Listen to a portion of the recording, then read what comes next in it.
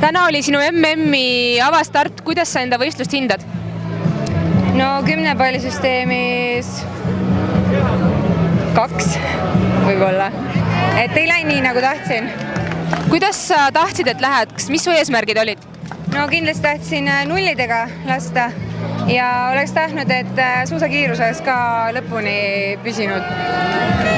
Laskmisest esimene nulliga, teises jäi 2 märki ülesse. Kuidas sa sellele tagasi vaatad? Null tuli suhteliselt kindlalt, välja arvatud, mul tuli väike tõrge viimase padruniga, aga õnneks läks hästi. Ja püsti lihtsalt jäi võib-olla liiga kaua sihtima ja punnitama, et oleks pidanud kiiremini need lasud ära laskma.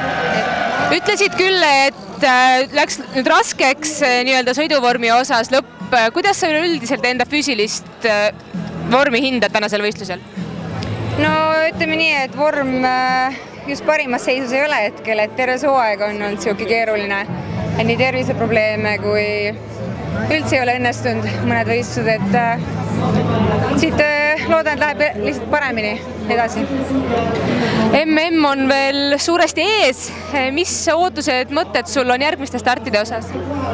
No eks ma vaatangi nüüd ainult ettepoole, et seda tänast võistlust nagu niimoodi üle mõtlema ei jää, et vaatan distantsi poole ja üritan seal oma parima laskmise teha ja üritan ka suusas ennast paremini tunda.